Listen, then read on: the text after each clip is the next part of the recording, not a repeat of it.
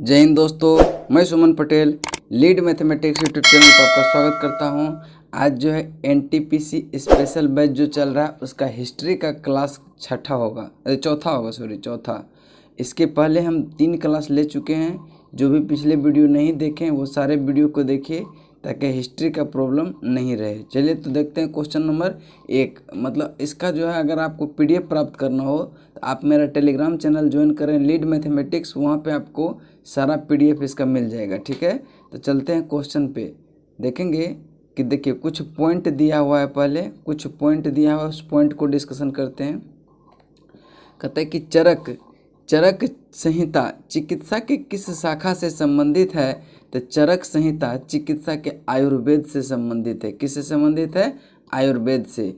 कौन सी गुफाएं की खुदाई राजा खारवेल द्वारा की गई थी?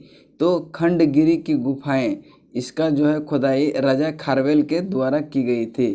खंडगिरी गुफाएं की खोज किसने की थी? राजा खारवेल ने। नेक्स्ट पॉइंट चलते हैं कि गुप्त साम्राज्य के वास्तविक संस्थापक कौन थे?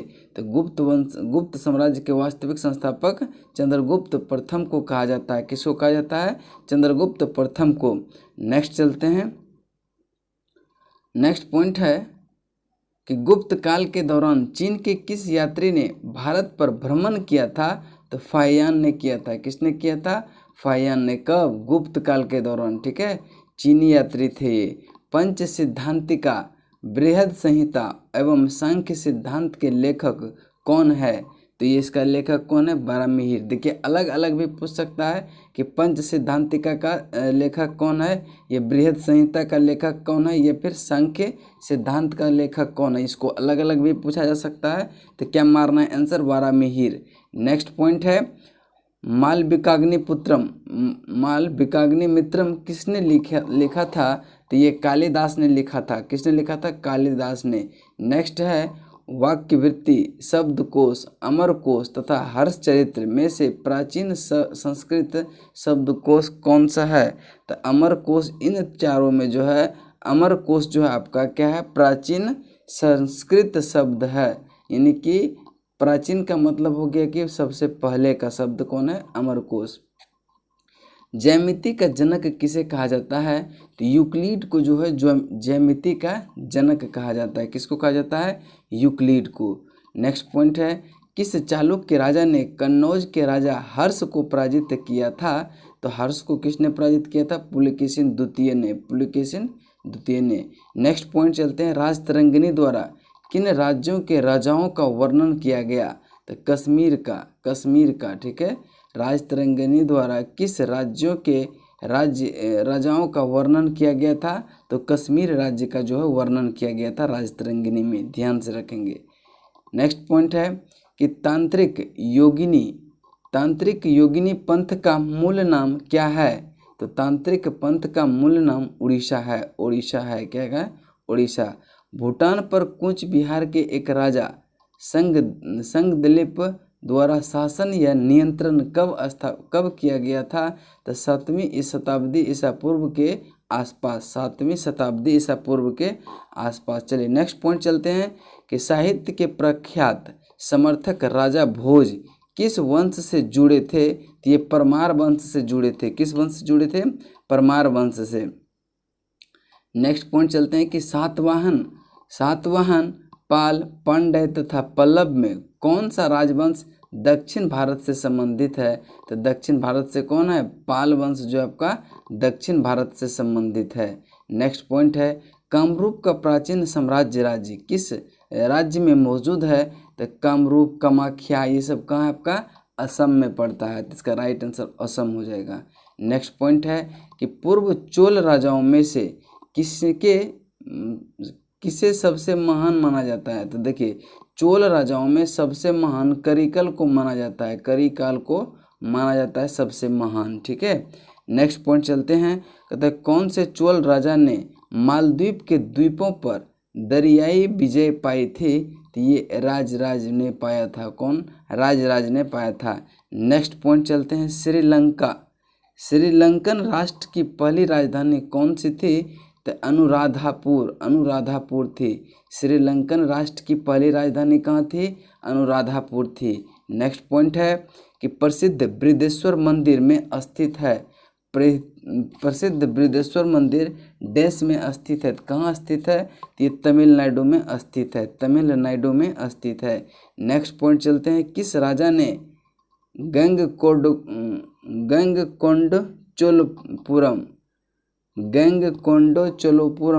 मंदिर का निर्माण किया था? तो राजेंद्र चोल प्रथम ने किया था गंगैटचोलपुरम की मंदिर का निर्माण। नेक्स्ट पॉइंट चलते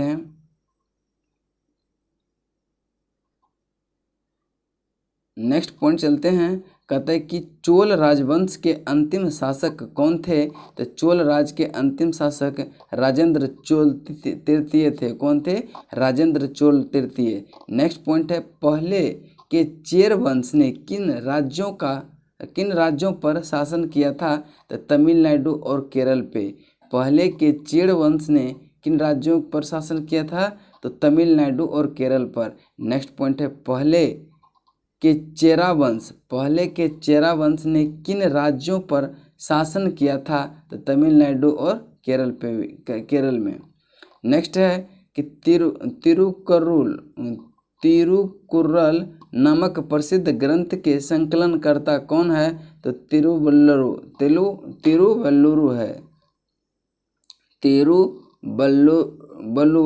तिरुवल्लुवर। नेक्स्ट पॉइंट चलते हैं। कहते हैं कि रत्नागिरी, तिरुवल्लुवर, राजतरंगिणी तथा मेघदूत में कौन सी साहित्य संस्कृत में रचित नहीं है? तो तिरुवल्लुवर जो है ये संस्कृत में नहीं है, बाकी रत्नागिरी और राजतरंगिणी ये सब संस्कृत में है। नेक्स्ट पॉइंट चलते हैं।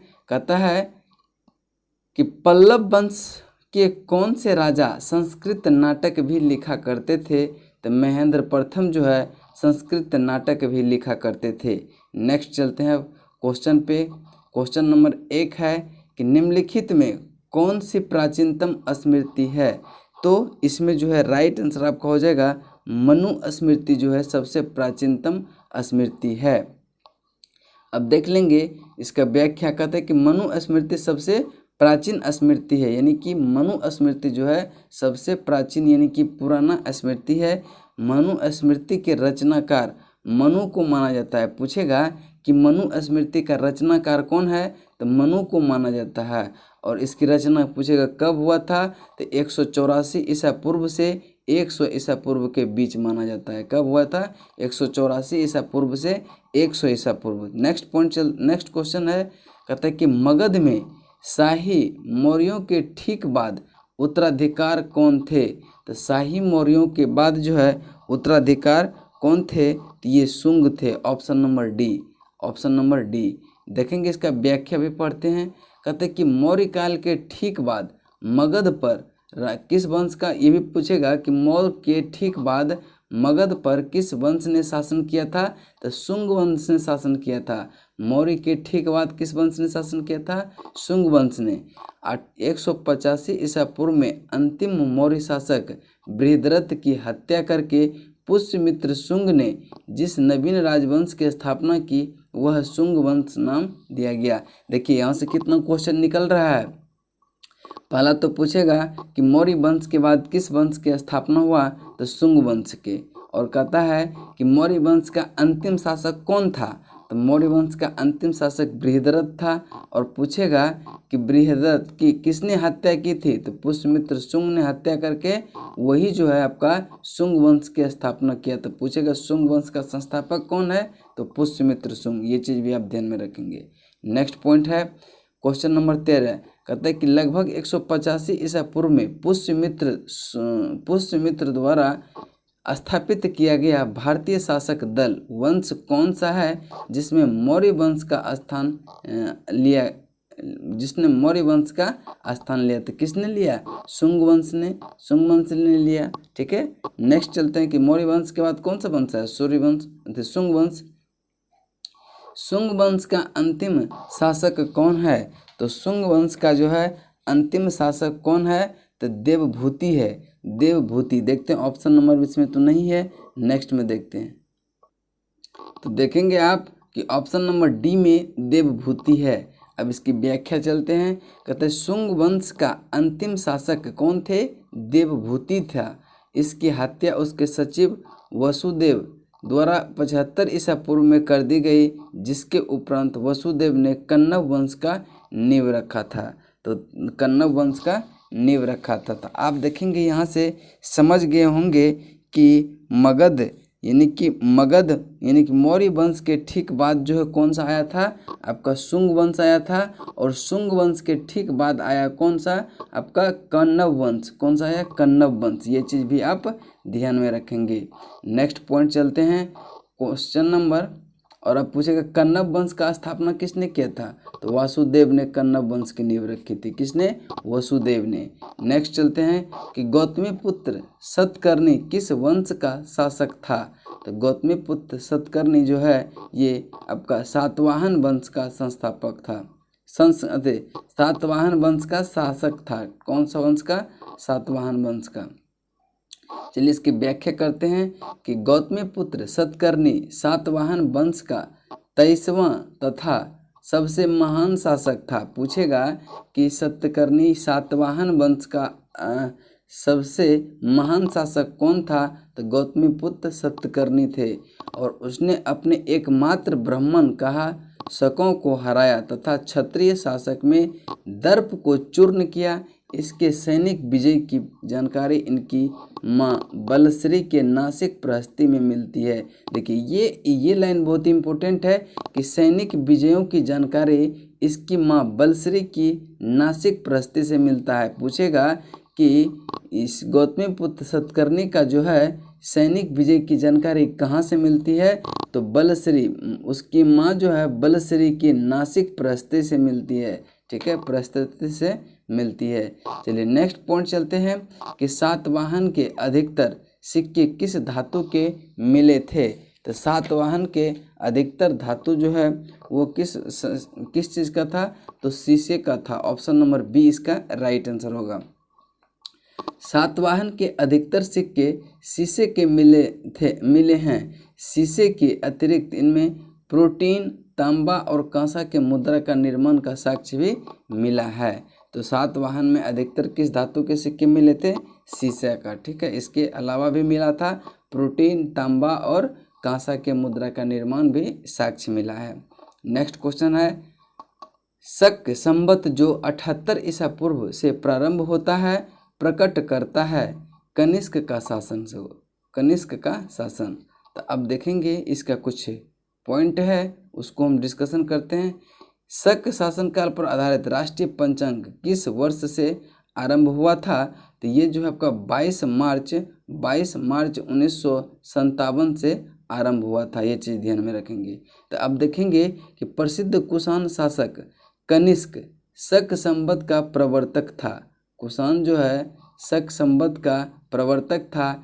इस समय 78 ईसा पूर्व 78 ईस्वी माना जाता है, जो कनिष्क के राज्यारोहण की तिथि भी थी। जो कनिष्क की राज्यारोहण की तिथि भी थी।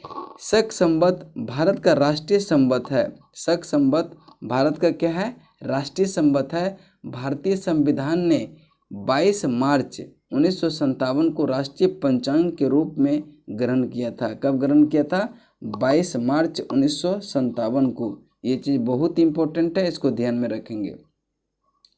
नेक्स्ट क्वेश्चन है, कहता है कि राष्ट्रीय पंचांग किस नाम से जाना जाता है? तो शक संवत। शक संवत जिसको कब अपनाया गया था? 22 मार्च 1957 को। 22 मार्च 1957 को। नेक्स्ट पॉइंट चलते हैं क्वेश्चन नंबर 9 पे।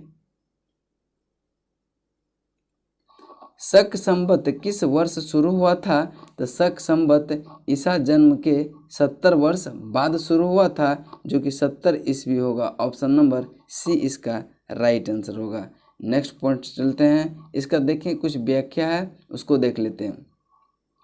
कुषाण वंशीय शासक कनिष्क प्रथम ने शकों पर विजय के उपलक्ष्य में ईसा के जन्म के 78 वर्ष बाद शक अथवा शक संवत प्रचलित किया। इससे शालिवाहन संवत भी कहा जाता है। इसको ही शालिवाहन संवत भी कहा जाता है।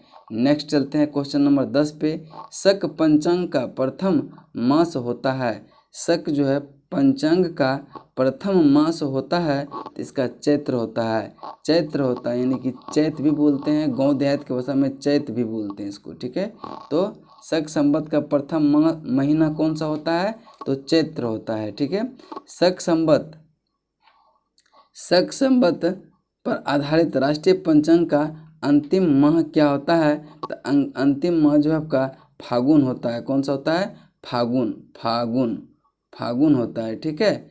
अब देखेंगे इसका कुछ व्याख्या, उसको हम देख लेते हैं। कहता है कि शक पंचांग का प्रथम मास चैत्र होता है, यानी कि प्रथम महीना कौन सा होता है, चैत्र होता है। इसके क्रमशः उसके बाद होता है बैसाख, ज्येष्ठ, आषाढ़, श्रावण यानी कि सावन, भाद्रपद, भादव जिसको कहते हैं, आशिक, कार्तिक, मार्गशीर्ष, पौष, माघ और लास्ट महीना क्या आ गया, फागुन महीना आ गया, ठीक है। ये चीज़ आप ध्यान में रखेंगे। नेक्स्ट चलते हैं 11 नंबर पे। कहता है कि हेलियोडोरस ने के बेसनगर अभिलेख से उल्लेख होता है किसका, तो वासुदेव का उल्लेख होता है हेलियोडोरस के वेसनगर अभिलेख से, ठीक है। हेलियोडोरस वेसनगर अभिलेख से किसका उल्लेख मिलता है, तो वासुदेव का। देखते हैं इसका पॉइंट, इसका व्याख्या है। कहता है कि हेलियोडोरस तक्षशिला के यवन शासक एवं एटियालविक का राजदूत था, जिसने बेसनगर में वासुदेव के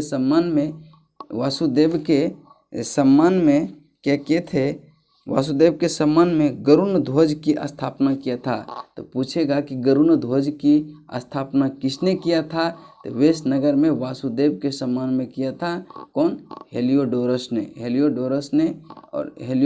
ठीक है। चलिए नेक्स्ट क्वेश्चन चलते हैं, क्वेश्चन नंबर 12 पे। कहता है क्वेश्चन नंबर 12 कि प्राचीन भारत में चिकित्सा शास्त्र पर ग्रंथ लिखा था किसने लिखा था चिकित्सा शास्त्र पर ग्रंथ, तो ये चरक ने लिखा था। कनिष्क का दरबारी कवि कौन था, तो कनिष्क का दरबारी कवि चरक ही था, ठीक है, चरक ही था। ये चीज़ भी आप ध्यान में रखेंगे कि कनिष्क का दरबारी चिकित्सक कौन था, वो चरक था, ठीक है। चलिए इसकी कुछ व्याख्या है, उसको देख लेते हैं। कहता है कि आयुर्वेद मर्मज्ञ चरक कनिष्क के राजवैद्य थे। कनिष्क के राजवैद्य कौन थे, चरक थे, जिन्होंने औषधि शास्त्र पर चरक संहिता नामक ग्रंथ लिखा था, जिसे भारतीय चिकित्सा शास्त्र का विश्वकोश कहा जाता है। इन्हें आयुर्वेद का जनक कहा जाता है। देखिए यहाँ कितना क्वेश्चन बन रहा है कि आयुर्वेद का जनक किसे कहा जाता था, चरक को। भारतीय चिकित्सा का विश्वकोश माना गया किसको, चरक को, चरक संहिता को। और देखिए चरक संहिता की रचना किसने किया था, तो चरक ने किया था। और कनिष्क के राजवैद्य कौन थे, तो ये भी चरक थे। ये चीज़ भी आप ध्यान में रखेंगे। नेक्स्ट है कि आयुर्वेद का जनक किसे कहा जाता है। देखिए आगे क्वेश्चन, आयुर्वेद का जनक किसके कहा जाता है, तो चरक को कहा जाता है, option number B. Next question चलते हैं। कहता है कि 14 ईसा पूर्व द्वितीय सदी में कागज बनने की कला को किसने खोजा था, तो इसका राइट आंसर जो होगा आपका, ये चीनियों ने खोजा था। चीनियों ने, यानी कि पूछेगा सबसे पहले कागज का खोज किसने किया था, तो चीनियों ने। देख लेते हैं इसका कुछ व्याख्या है। कहते हैं कागज बनने की कला ईसा पूर्व द्वितीय सदी में चीनियों द्वारा खोजी गई थी। आधुनिक पेपर बनने की प्रक्रिया की खोज झिंग झांग ने किए थे। कौन ने किया था, झिंग झांग ने की थी। अब नेक्स्ट पॉइंट चलते हैं। पॉइंट नंबर आपका है कितना, 15। कौन सी दो सभ्यता ने गंगाधर कला शैली की रचना में सहायता प्रदान किया था, तो भारतीय एवं यूनानी। देखेंगे इसका कुछ पॉइंट है। कहता है कि ईस्वी की दूसरी शताब्दी के बाद उत्तर पश्चिम भारत यूनानियों के संपर्क में आने लगा था। भारतीय एवं यूनानी संस्कृति के मिलन में ही गांधार कला की उत्पत्ति हुई थी। भारतीय बोलेगा गांधार कला की उत्पत्ति कैसे हुई थी, तो भारतीय यूनानी की संस्कृति के मिलन से, भारतीय एवं यूनानी की संस्कृति जो है उसके मिलन से ही गांधार कला की उत्पत्ति हुई थी। चलिए नेक्स्ट चलते हैं कि विक्रम संवत एवं शक संवत में कितने वर्ष का अंतर है, कितने वर्ष का अंतर है? तो विक्रम संवत जो है आपका 57 ईसा पूर्व में की गई थी और शक संवत जो है आपका कितना, तो 78 ईस्वी में। तो देखेंगे ये ईसा पूर्व है और ये ईस्वी है, तो इसको जीरो तक लाने के लिए तो पहले होगा क्या, 57 साल ये हो गया और 58 साल ये हो गया, तो दोनों को जोड़ देंगे तो 57 + 58 तो 135, यानी कि 135 साल का अंतर हो गया, 135 साल का अंतर हो गया और यही आपका क्या होगा, राइट आंसर होगा। तो अब डायरेक्ट क्वेश्चन पूछ सकता है कि विक्रम संवत की शुरुआत जो है कब हुआ था? तो पूछेगा अगर विक्रम संवत की शुरुआत कब हुआ था, तो 57 ईसा पूर्व मारेंगे और शक संवत कब हुआ था, तो वो 78 ईसा पूर्व में, 78 ईस्वी में हुआ था, 78 ईस्वी में। शक संवत 78 ईस्वी में और विक्रम संवत जो है 57 ईसा पूर्व में। तो इसी में इसका तो दोनों का अंतर क्या है, तो दोनों को सम कर देंगे, यानी दोनों का योग निकाल देंगे, चूँकि एक पूर्व का है और एक बाद का, यानी कि ईसा के जन्म के 57 साल पूर्व का है विक्रम संवत, 78 साल बाद का है किसका, 78 साल बाद है किसका, शक संवत का। तो दोनों को जोड़ेंगे तभी ना दोनों का अंतर निकल जाएगा, यही आपका क्या होगा, 135 वर्ष। कनिष्क की राजधानी थी, कनिष्क की राजधानी पेशावर थी, कनिष्क की राजधानी पेशावर थी। नेक्स्ट पॉइंट चलते हैं इसका। देखिए कनिष्क का प्रसिद्ध शासक कौन था? कनिष्क का प्रसिद्ध, कुषाण वंश का प्रसिद्ध शासक कौन था? तो कनिष्क। कुषाण वंश का प्रसिद्ध शासक कौन था? कनिष्क था। तो इसकी व्याख्या देख लेते हैं। कहते हैं कि कुषाण वंश के प्रसिद्ध शासक कनिष्क का राज्यारोहण 78 ईस्वी में की गई थी, जिसकी राजधानी कहाँ थी? पेशावर थी, जिसको पुरुषपुर भी कहा जाता है, जिसको पुरुषपुर भी कहा जाता है। मथुरा उसकी द्वितीय राजधानी एवं उसके शासन का उत्तर भारत में मुख्य केंद्र थी। तो यहाँ से देखिए कितना क्वेश्चन बनेगा। पहले तो पूछेगा कि कुषाण वंश का प्रसिद्ध शासक कौन था, तो कनिष्क था। कनिष्क का राज्यारोहण कब हुआ था? तो ये 78 ईस्वी में। और इसकी राजधानी कहाँ थी? तो इसकी राजधानी पेशावर थी, ये पुरुषपुर भी बोलते हैं इसको, ये चीज़ आप ध्यान में रखेंगे। फिर कहेगा कि मथुरा उसकी द्वितीय राजधानी थी, यानी पूछेगा कि कुषाण वंश का द्वितीय राजधानी कहाँ थी? तो मथुरा थी। ठीक है, ये चीज़ आप ध्यान में रखेंगे। चलते हैं आपका क्वेश्चन नंबर 18 पे। भारतीयों के लिए महान सिल्क मार्ग किसने आरंभ किया था? तो इसका राइट आंसर होगा ऑप्शन नंबर ए, कनिष्क ने किया था। किसने किया था? कनिष्क ने। देख लेते हैं इसका कुछ पॉइंट है। कहता है कि कुषाणों ने चीन से ईरान तथा पश्चिमी एशिया तक जाने वाले रेशम के मार्गों को अपना नियंत्रण में रखा, क्योंकि यह उसके साम्राज्य से होकर गुजरता था। यह मार्ग उसकी आय का सबसे बड़ा स्रोत था, क्योंकि इससे जाने वाले व्यापारी बहुत अधिक कर देते थे। इस सिल्क व्यापार में भारतीय व्यापारियों में बिचौलियों के रूप में भाग लेना प्रारंभ कर दिया। फलतः उत्तर पश्चिम भारत का एक अत्यंत समृद्ध व्यापारिक केंद्र के रूप में विकसित हुआ। क्या हुआ? उत्तर पश्चिम भारत के अत्यंत व्यापारिक समृद्ध में स्थापित हुआ। ठीक है, चलिए नेक्स्ट क्वेश्चन देखते हैं। क्वेश्चन नंबर 19 पे कहता है कि कुषाण काल में सबसे अधिक विकास किस क्षेत्र में हुआ था? तो कुषाण काल में सबसे अधिक विकास जो है वो कला के क्षेत्र में हुआ था। किस में हुआ था? कला के क्षेत्र में। व्याख्या इसका देखते हैं। कुषाण काल में कला के क्षेत्र में सर्वाधिक विकास हुआ था। गंधार कला सर्वप्रथम इसी काल का प्रकाश में, देखिए गंधार पूछेगा कि गंधार कला जो है सर्वप्रथम किस काल में आया था? तो कुषाण काल में ही प्रकाश में आई थी गंधार कला। ये चीज़ भी आप ध्यान में रखेंगे। नेक्स्ट क्वेश्चन चलते हैं। अशोक द्वितीय के नाम से किसे जाना जाता है? अशोक द्वितीय के नाम से कनिष्क को ही जाना जाता है। देखते हैं इसकी व्याख्या पे कि कनिष्क भी बौद्ध मतानुयायी थे। कनिष्क क्या थे? बौद्ध मतानुयायी थे। उसने अशोक की भांति बौद्ध धर्म का प्रचार साम्राज्य के साधनों में कराया था। बौद्ध अनुश्रुतियों में कनिष्क को अशोक के समान बताया गया, अतः द्वितीय अशोक कनिष्क ही था। द्वितीय अशोक कौन था? कनिष्क ही था। नेक्स्ट चलते हैं आपका क्वेश्चन नंबर 21 पे किसने बड़े पैमाने पर स्वर्ण मुद्रा यानी सोने की मुहर चलाई थी? तो इसका राइट आंसर होगा कुषाण शासकों ने। किसने चलाया था? कुषाण शासकों ने सबसे बड़े पैमाने पर जो है स्वर्ण मुद्रा यानी सोने की मुहर चलाई थी। अब देखिए किसके काल में प्रथम सोने के सिक्के जारी हुआ? तो इसी के शासनकाल में हुआ होगा, कुषाण के काल में। इसका देखेंगे कि आप इसका कुषाण का, अब इसका कुछ व्याख्या उसको हम देख लेते हैं। देखेंगे, कहता है कि कुषाण के पास स्वर्ण का भारी भंडार था, जिसमें एशिया के अल्टाई पहाड़ों एवं रोम से प्राप्त किया था। जिससे जो है कहाँ से प्राप्त किया था?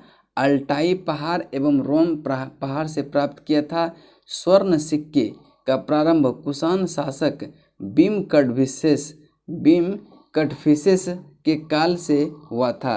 तो यहाँ देखिए अभी पीछे में क्वेश्चन था ना, एक क्वेश्चन क्या था कि किसके शासनकाल में प्रथम सोने के सिक्के जारी किया था? तो ये कटफिसेस के काल में जो है सोने का सिक्का जारी किया गया था। ये चीज़ ध्यान में रखेंगे। कनिष्क के समय तथा भारी मात्रा में स्वर्ण मुद्रा का निर्माण होने लगा। कुषाण कालीन सिक्के शुद्धता की दृष्टि से उत्कृष्ट थे। कुषाण कालीन सिक्के जो है शुद्धता की दृष्टि से उत्कृष्ट थे, शुद्धता के दृष्टि से उत्कृष्ट थे। तो यहाँ से देखिए कितना क्वेश्चन बना। तो पहला तो क्वेश्चन ये पूछेगा कि स्वर्ण सिक्के का प्रारंभ जो है किसके शासनकाल में हुआ? तो कुषाण शासक भीम कैडफिसेस के शासनकाल में। बहुत इंपॉर्टेंट क्वेश्चन है, ठीक है।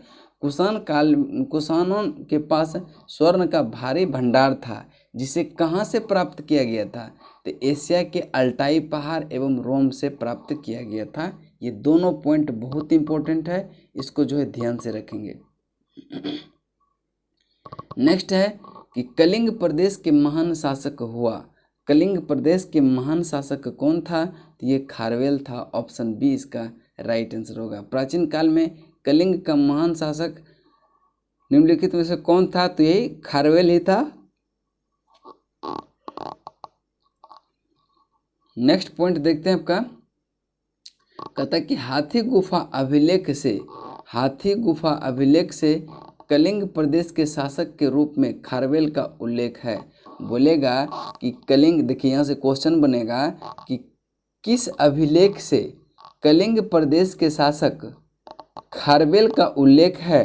तो ये कौन सा अभिलेख हो जाएगा? हाथी गुफा अभिलेख से। खारवेल चेदी वंश का था। खारवेल किस वंश से संबंधित था? चेदी वंश से संबंधित था। खारवेल को महाराज महामेघवाहन एवं कलिंगाधिपति कहा जाता था। यह जैन धर्म का संरक्षक था। तो खारवेल को क्या क्या कहा जाता था? खारवेल को महाराज महामेघवाहन एवं कलिंगाधिपति कहा जाता है। नेक्स्ट क्वेश्चन चलते हैं, क्वेश्चन नंबर 23। वंश के कालानुक्रम को सजाएं। तो देखेंगे मौर्य के बाद कौन सा आया था? शुंग। शुंग के बाद कुषाण के बाद क्या आया था? गुप्त। तो देखेंगे इसका कार्य कब से कब था। मौर्य, शुंग, कुषाण एवं गुप्त का वंश क्रम निम्नवत है। मौर्य का जो काल था वो 322 ईसा पूर्व से 185 ईसा पूर्व था। 322 ईसा पूर्व से 185 ईसा पूर्व। शुंग वंश जो था 185 वर्ष ईसा पूर्व से 75 ईसा पूर्व तक। शुंग वंश 185 ईसा पूर्व से 75 ईसा पूर्व। फिर कुषाण वंश आया। कुषाण वंश जो है 58 ईसा पूर्व से 174 ईस्वी तक। देखिए यहाँ दोनों में ध्यान में रखेंगे कि 58 ईसा पूर्व में है और 174 ईस्वी में है, यानी कि दोनों का अंतर पूछेगा तो क्या होगा? दोनों जुट जाएगा, ठीक है। तो देखेंगे फिर कहता है कि गुप्त वंश का जो काल था 319 ईस्वी से 550 ईस्वी तक था। गुप्त वंश का कितना था? 319 से 550, ठीक है। इसको आप ध्यान से याद रखेंगे। क्रम दे देगा कभी कभी सजाने के लिए, तो ये बहुत काम करेगा आपको। देखेंगे क्वेश्चन नंबर 24 है। क्वेश्चन नंबर 24 है, गुप्त साम्राज्य का वास्तविक संस्थापक किसे माना जाता है? तो इसका चंद्रगुप्त प्रथम को माना जाता है। गुप्त साम्राज्य का वास्तविक संस्थापक किसको माना जाता है? चंद्रगुप्त प्रथम को। उसने 319 से 335 तक ईस्वी तक शासन किया था। तो चंद्रगुप्त प्रथम का जो है शासनकाल कब से कब था? 319 से 335। ये चीज़ भी आप ध्यान में रखेंगे। कहता है कि गुप्त वंश का संस्थापक कौन था? तो श्रीगुप्त था। गुप्त वंश का संस्थापक कौन था? श्रीगुप्त था। नेक्स्ट देखेंगे पॉइंट इसका। कहता है कि गुप्त वंश का संस्थापक श्रीगुप्त थे। वे एक सामंत राजा थे। उन्हीं के नाम पर आगे इस वंश को गुप्त वंश के नाम से जाने लगा था। नेक्स्ट पॉइंट चलते हैं क्वेश्चन नंबर 26 पे। क्वेश्चन नंबर 26 को ध्यान से पढ़ेंगे। क्या कहता है? कहता है कि भारत का नेपोलियन किसे कहा जाता है? तो भारत का नेपोलियन समुद्रगुप्त को कहा जाता है। इतिहासकार स्मिथ ने, देखिए कहता है कि इतिहासकार स्मिथ ने भारत का नेपोलियन समुद्रगुप्त को कहा। किसको कहा? समुद्रगुप्त को कहा। किसको? समुद्रगुप्त को कहा था। ठीक है, तो इसका राइट आंसर हो जाएगा कौन सा? B number. और समुद्रगुप्त साम्राज्य का प्रमुख शासक था। समुद्रगुप्त जो है गुप्त साम्राज्य का प्रमुख शासक था, जिसके समय में गुप्त साम्राज्य का सर्वाधिक विस्तार हुआ था। नेक्स्ट चलते हैं क्वेश्चन नंबर 27 पे। कहता है कि 27 नंबर क्वेश्चन, चंद्रगुप्त विक्रमादित्य किस वंश से संबंधित है? चंद्रगुप्त विक्रमादित्य जो है किस वंश से संबंधित है? तो ये गुप्त वंश से संबंधित है। चलिए इसका देखते हैं इसकी व्याख्या पे। कहता है कि गुप्त वंश के सर्वाधिक प्रतापी शासक चंद्रगुप्त द्वितीय को ही चंद्रगुप्त विक्रमादित्य के नाम से जाना जाता है। विक्रमादित्य ने 375 से 415 ईस्वी तक 40 वर्ष तक शासन किया था। तो देखेंगे आप यहाँ पूछेगा कि चंद्रगुप्त द्वितीय का एक और नाम क्या है? तो चंद्रगुप्त विक्रमादित्य। अब ऐसे भी पूछेगा कि चंद्रगुप्त विक्रमादित्य के नाम से किसे जाना जाता है? तो चंद्रगुप्त द्वितीय को ध्यान से याद रखेंगे। किस शासक को विक्रमादित्य की उपाधि दी गई थी? देखिए आगे ना क्वेश्चन, किस शासक को विक्रमादित्य की उपाधि दिया गया था? तो चंद्रगुप्त द्वितीय को। यहाँ देखिए प्रथम भी दिया है, लेकिन प्रथम नहीं होगा, द्वितीय राइट आंसर होगा। नेक्स्ट देखते हैं इसका व्याख्या। कहते हैं कि गुप्त वंशीय शासक चंद्रगुप्त द्वितीय ने शकों पर विजयी के बाद विक्रमादित्य की उपाधि धारण किया था। पूछेगा चंद्रगुप्त द्वितीय ने कब विक्रमादित्य की उपाधि धारण किया था? तो शक को जो पराजित किया था तब उसने क्या किया? अपना जो है विक्रमादित्य की उपाधि धारण की थी। चांदी के सिक्के भी जारी किए थे और उसकी उपाधियां क्रमशः क्या है? विक्रमांक है, विक्रमादित्य है तथा परम भागवत है। ये तीनों बहुत इंपॉर्टेंट है। अलग अलग क्वेश्चन देकर ये तीनों को पूछता है कि विक्रमांक किसे कहते हैं? चंद्रगुप्त द्वितीय को। विक्रमादित्य किसे कहते हैं? चंद्रगुप्त द्वितीय को। परम भागवत किसे कहते हैं? चंद्रगुप्त द्वितीय को। ये चीज़ आप ध्यान में रखेंगे। नेक्स्ट क्वेश्चन है क्वेश्चन नंबर 29। भारतीय संस्कृति का स्वर्ण युग कहा जाता है। तो भारतीय संस्कृति का स्वर्ण युग गुप्त काल को कहा जाता है। गुप्त काल में भारत की आर्थिक, राजनीतिक और सामाजिक एवं धार्मिक स्थिति काफ़ी अच्छी थी। चारों ओर शांति का माहौल था। कला और संस्कृति के क्षेत्र में अभूतपूर्व प्रगति हुई थी। क्या होता? अभूतपूर्व प्रगति हुई थी। ये चीज़ आप ध्यान में रखेंगे। नेक्स्ट क्वेश्चन चलते हैं। क्वेश्चन नंबर 30 है, कुतुब मीनार के पास किस लौह स्तंभ किस राजा ने बनाया था? तो इसका राइट आंसर होगा चंद्रगुप्त द्वितीय ने। कुतुब मीनार के पास स्थित लौह स्तंभ किसने बनाया था? तो चंद्रगुप्त द्वितीय ने। यह माना जाता है कि मेहरौली दिल्ली का लौह स्तंभ चंद्रगुप्त द्वितीय ने बनाया था। इसकी विशेषता यह है कि आज भी इसकी चमक धुंधली नहीं हुई, वो अभी भी चमकदार है। इस पर इंद्र नामक राजा का उल्लेख है। इस पर किसका नाम उल्लेख है? तो इंद्र नामक राजा का उल्लेख है। तो ये क्वेश्चन भी पूछ सकता है आपसे कि इस पर जो है किस राजा का उल्लेख है? तो ये चंद्र नामक राजा का उल्लेख है। किसका है? चंद्र नामक राजा का उल्लेख है। चलिए नेक्स्ट क्वेश्चन देखते हैं आपका। चलिए नेक्स्ट क्वेश्चन चलते हैं। क्वेश्चन नंबर 31 कहता है कि गुप्त शासकों द्वारा जारी किए गए चांदी के सिक्के को कहते हैं। तो गुप्त शासकों द्वारा जो जारी किया गया चांदी का सिक्का था उसको क्या कहते हैं? तो उसको रूपक कहते हैं। क्या कहते हैं? रूपक कहते हैं। गुप्त राजाओं द्वारा जारी किए गए चांदी के सिक्के को रूपक कहते हैं। चांदी के सिक्के को क्या कहते हैं? रूपक कहते हैं। इसका निर्माण क्षत्रप सिक्कों के तरह किया गया था। इसके वजन जो है 30 ग्राम से 35 ग्राम तक होता था। इसका वजन कितना होता था? 30 ग्राम से 35 ग्राम तक होता है। चलिए नेक्स्ट क्वेश्चन चलते हैं। क्वेश्चन नंबर 32 है कि वरामिहिर थे एक महान खगोलविद थे। वरामिहिर थे एक महान खगोलविद।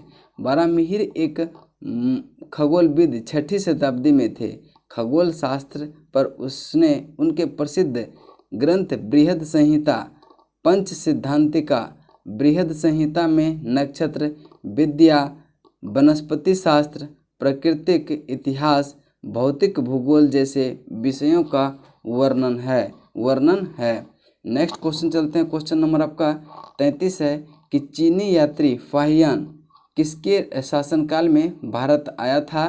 तो इसका राइट आंसर होगा चंद्रगुप्त विक्रमादित्य के शासनकाल में भारत आया था। फाहियान कहाँ के निवासी थे? तो फाहियान चीनी के निवासी थे। ठीक है, चलिए देखते हैं आपका इसकी व्याख्या।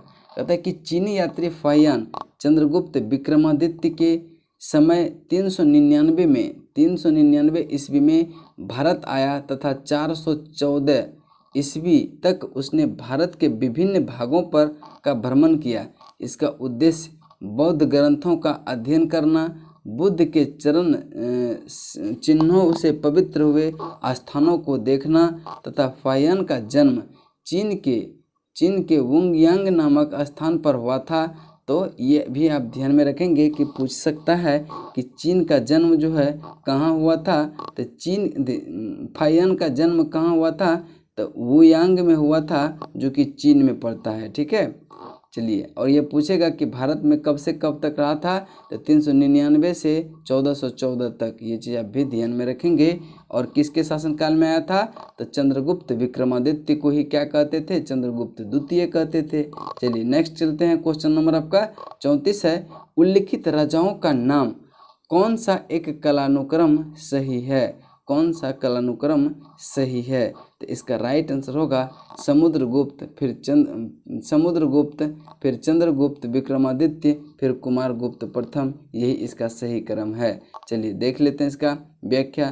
कहता है कि समुद्रगुप्त के पश्चात उसका पुत्र चंद्रगुप्त द्वितीय विक्रमादित्य राजा हुए। उसके पश्चात उसके ज्येष्ठ पुत्र कुमारगुप्त प्रथम राजा हुए।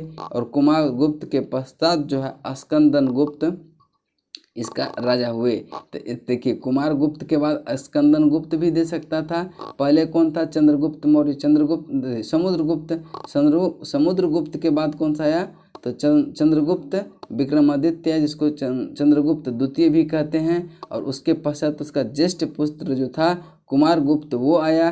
कुमारगुप्त के बाद जो है स्कंदन गुप्त आया था। ये चीज़ भी आप ध्यान में रखेंगे। नेक्स्ट पॉइंट चलते हैं। क्वेश्चन नंबर आपका क्वेश्चन नंबर 35 है, किसके परिणाम स्वरूप 5वीं शताब्दी ईस्वी में साम्राज्य का पतन हुआ था? तो हुन का आक्रमण के। ठीक है, हुन के आक्रमण का। ठीक है, इसकी व्याख्या देख लेते हैं। क्वेश्चन नंबर आपका कितना है? क्वेश्चन नंबर 35 हो गया। 35 का व्याख्या।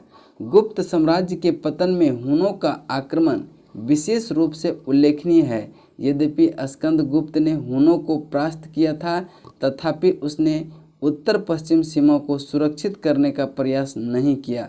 बार बार हुनों के आक्रमण के बावजूद गुप्त राजाओं ने उन्हें रोकने के लिए कोई ठोस योजना नहीं बनाई थी। इसीलिए से क्या हुआ था?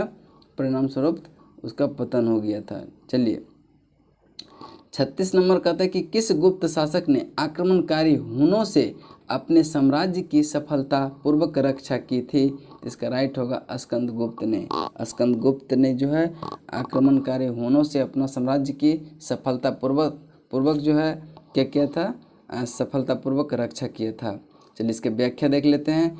कहता है कि स्कंदगुप्त हुनों के मध्य हुए संघर्ष के विषय में जूनागढ़ अभिलेख, भीतरी अभिलेख, चंद्रगर्भ परीक्षा, चंद्र व्याकरण तथा कथा सरित्सार से प्रकाश पड़ता है। तो अब पूछेगा कि स्कंदगुप्त और हुनों के मध्य जो युद्ध हुआ था, यह संघर्ष हुआ था, तो वह किस अभिलेख से पता चलता है? तो जूनागढ़ अभिलेख या भीतरी अभिलेख से भी पता चलता है, दोनों से ध्यान में रखेंगे। जूनागढ़ अभिलेख में हुनों को मलेच्छ कहा गया। देखिए बोलेगा कौन सा अभिलेख में हुनों को मलेच्छ कहा गया? तो जूनागढ़ अभिलेख में। स्कंदगुप्त ने हुनों को परास्त करने के पश्चात क्रमादित्य की उपाधि धारण किया। पूछेगा कि क्रमादित्य की उपाधि धारण किसने किया था? तो स्कंदगुप्त ने। और विक्रमादित्य का चंद्रगुप्त द्वितीय ने। दोनों बहुत इंपॉर्टेंट है, याद रखेंगे आप। इस विजय के उपलक्ष्य में उसने सारंग धारण करने वाला एक भगवान विष्णु की मूर्ति भीतरी में स्थापित किया था। नेक्स्ट क्वेश्चन चलते हैं आपका क्वेश्चन नंबर 37 पे।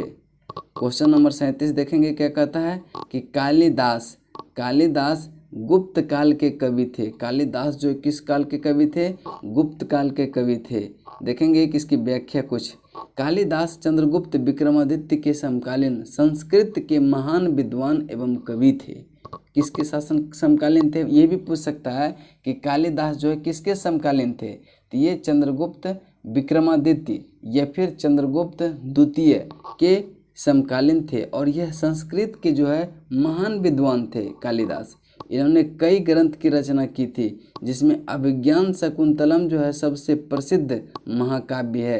ये बहुत एग्जाम में पूछा जाता है कि अभिज्ञान शकुंतलम किसकी रचना है? तो ये जो है आपका कालिदास की रचना है। अब देखेंगे इस प्रकार कालिदास गुप्त काल के प्रसिद्ध कवि थे। कालिदास को भारत का शेक्सपियर कहा जाता है। देखिए बहुत इंपॉर्टेंट पॉइंट है। कहेगा कि भारत का शेक्सपियर किसे कहा जाता है? तो कालिदास को कहा जाता है। अभिज्ञान शकुंतलम की रचना किसने किया था? तो ये भी कालिदास ने ही किया था। चलिए, और कालिदास किसके समकालीन थे?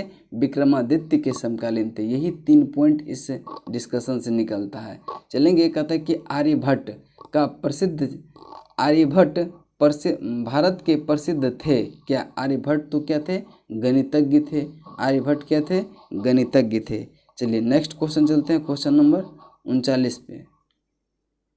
देखेंगे, कहता है कि इसमें नेक्स्ट पॉइंट है कि दशमलव प्रणाली सर्वप्रथम किसने चलाई थी? तो दशमलव प्रणाली जो सर्वप्रथम आर्यभट्ट ने ही चलाए थे। देखेंगे आप, कहता है कि आर्यभट्ट गुप्त काल में भारत में प्रसिद्ध गणितज्ञ थे। इन्होंने सर्वप्रथम दशमलव प्रणाली विश्व को प्रदान किया था। बहुत इंपॉर्टेंट है, पूछेगा हमेशा क्वेश्चन कि दशमलव प्रणाली विश्व में किसने प्रदान किया था? तो आर्यभट्ट ने। ठीक है, और ये कहाँ के वैज्ञानिक थे? भारत के प्रसिद्ध गणितज्ञ थे। इसकी पुस्तकें सूर्य सिद्धांत एवं आर्यभट्टीय है। देखिए इसकी 2 पुस्तक का नाम है, एक सूर्य सिद्धांत और एक आर्यभट्ट। दोनों याद रखेंगे, पूछ सकता है कि सूर्य सिद्धांत किसकी पुस्तक है? तो आर्यभट्ट की है। नेक्स्ट पॉइंट चलते हैं, क्वेश्चन नंबर है 39 पे। किस गुप्त शासक ने शांति प्रिय एवं वैदेशिक संबंध स्थापित किया? तो इसका राइट आंसर होगा कुमारगुप्त। देखेंगे इसकी व्याख्या। कहते हैं कि कुमारगुप्त का लगभग 40 वर्ष का शासनकाल शांति एवं सुव्यवस्था काल का माना जाता है। ठीक है, और समुद्रगुप्त एवं चंद्रगुप्त द्वितीय ने जिस विशाल साम्राज्य का निर्माण किया था उसे कुमारगुप्त ने सुसंगठित एवं सुशासित बनाए रखा। उसने वैदेशिक संबंध भी स्थापित किया था। इसमें कुछ खास नहीं है पॉइंट। अब चलते हैं, क्वेश्चन नंबर है आपका 40। चीनी यात्री वेनसंग ने निम्नलिखित में से किसके काल में भारत आया था? तो इसका राइट आंसर होगा आपका कौन सा? हर्षवर्धन के काल में। और फाहियान किसके काल में आया था? फाहियान जो है चंद्रगुप्त द्वितीय के काल में आया था, ये चंद्रगुप्त विक्रमादित्य के काल में आया था, लेकिन वैनसंग जो है हर्षवर्धन के शासनकाल में भारत आया था। अब देखेंगे, कहता है कि हर्षवर्धन के शासनकाल में भारत कौन आया था, तो हर्षवर्धन के शासनकाल में भारत जो आया था वो वैनसंग था, वैनसंग था। तो इसका ध्यान में रखेंगे। इसकी व्याख्या देख लेते हैं। चीनी यात्री वैनसंग 629 से 644 ईस्वी तक हर्षवर्धन शासनकाल के दौरान भारत में रहा तथा देश के विभिन्न भागों का भ्रमण किया। भारत में इसने अनेक बौद्ध ग्रंथ का अध्ययन किया। कन्नौज की धर्मशाला का वह अध्यक्ष था, जिसकी उद्देश्य महान बौद्ध धर्म के सिद्धांत का प्रचार करना था। उसने सियुकी नामक ग्रंथ की रचना की। पूछेगा कि सियुकी नामक ग्रंथ की रचना किसने किया था, तो वैनसंग ने किया था। किसने किया था? वैनसंग ने। इसका यात्रा वृत्तांत का वर्णन है इसमें। तो अब चलेंगे 41 नंबर क्वेश्चन पे। कहते हैं कि किस बौद्ध संत और चीन ने भारत एवं तीर्थ यात्रियों ने बौद्ध धर्म एक पवित्र रचना का अनुवाद संस्कृत से चीनी भाषा में किया था? तो इसका होगा आईचिंग। आईचिंग, सी नंबर ऑप्शन इसका राइट आंसर होगा। अब देखेंगे, आईचिंग को ही इत्सिंग कहता है। इत्सिंग। इत्सिंग ने 700 से 1200 ईस्वी के मध्य लगभग 56 ग्रंथों का चीनी भाषा में अनुवाद प्रस्तुत किया था। वैनसंग के पश्चात इत्सिंग ने भारत की यात्रा किया था। वैनसंग के बाद जो है इत्सिंग ने जो है भारत की यात्रा प्रारंभ किया था। चलिए नेक्स्ट क्वेश्चन देख लेते हैं आपका क्वेश्चन नंबर 42 पे। क्वेश्चन नंबर 42 है कि निम्नलिखित में से किस विदेशी यात्री ने तक देश के ब्राह्मण स्वयं खेती करते थे कहा? तो इसका राइट आंसर होगा वैनसंग ने। निम्नलिखित में से किस विदेशी यात्री ने तक देश के ब्राह्मण स्वयं खेती करते थे कहा? किसने कहा था? तो वैनसंग ने कहा था। तो चलेंगे आप इसका व्याख्या पे। कहता है कि भारत में चीनी यात्री वैनसंग हर्षवर्धन के शासनकाल में आया। उसने 6 वर्षों तक नालंदा विश्वविद्यालय में अध्ययन किया। उसकी भारत यात्रा वृत्तांत सियुकी नाम से जाना जाता है। ये चीज़ भी याद रखेंगे कि उसकी वैनसंग की भारत यात्रा वृत्तांत किस नाम से जाना जाता है? तो सियुकी नाम से जाना जाता था। और इसने जो है नालंदा विश्वविद्यालय में 6 वर्ष तक अध्ययन भी किया था। 43 नंबर क्वेश्चन है कि निम्नलिखित यात्रियों का सही कालानुक्रम किया है? तो इसका वैनसंग, इत्सिंग, थॉमस रो। पहले वैनसंग आया था, फिर इत्सिंग, फिर जो है थॉमस रो। तो आप चलते हैं कहते व्याख्या पे। मेगास्थनीज चंद्रगुप्त मौर्य, फाहियान चंद्रगुप्त द्वितीय। देखेंगे कि मेगास्थनीज किसके काल में आया था? तो चंद्रगुप्त मौर्य के काल में आया था। और फाहियान जो है चंद्रगुप्त द्वितीय, ये चंद्रगुप्त विक्रमादित्य के काल में आया था। वैनसंग हर्षवर्धन के काल में। इत्सिंग 712 से 712 ईस्वी तक रहा था। टॉमस रो मुगल शासक जहांगीर के दरबार में आया था और दूसरा शिष्टमंडल प्रतिनिधि भी किया था। ठीक है, चलिए नेक्स्ट चलते हैं क्वेश्चन नंबर 44। हर्षवर्धन ने शासन किया था कब? तो इसका राइट आंसर होगा 7वीं शताब्दी के दौरान। 7वीं शताब्दी के दौरान। तो देखेंगे पुष्यभूति वंश के शासक हर्षवर्धन ने 7वीं शताब्दी के दौरान यानी कि 606 से 647 ईस्वी तक का शासन किया था। इसकी राजधानी कन्नौज थी। इसकी राजधानी कहाँ थी? कन्नौज थी। किसकी? हर्षवर्धन की राजधानी कन्नौज थी। नेक्स्ट है 45 पे। 45 कहता है कि हर्ष की आत्मकथा निम्नलिखित में से किसने लिखी थी? तो हर्ष की आत्मकथा बाणभट्ट ने लिखी थी। ऑप्शन बी इसका राइट आंसर होगा। नेक्स्ट इसकी व्याख्या है कि हर्ष के दरबारी कवि बाणभट्ट हर्ष चरित्र की रचना की थी। देखिए बहुत इंपॉर्टेंट है, पूछेगा कि हर्ष चरित्र की रचना किसने किया था? तो बाणभट्ट ने किया था। ठीक है, बाणभट्ट ने किया था, जो वर्धन इतिहास का सर्वप्रमुख स्रोत है। इसे ऐतिहासिक विषय पर महाकाव्य लिखने का प्रथम सफल प्रयास कहा जा सकता है। इसमें 8 उच्छ्वास है। इसमें कितने उच्छ्वास हैं? 8 उच्छ्वास है। प्रथम तीन में बाण ने अपनी आत्मकथा लिखी और शेष 5 में सम्राट हर्षवर्धन का जीवन चरित्र लिखा था। तो आज जो है आपका ये क्वेश्चन नंबर 45 तक हो गया। नेक्स्ट क्लास में फिर हम मिलेंगे। चलिए तब तक के लिए जय हिंद जय भारत।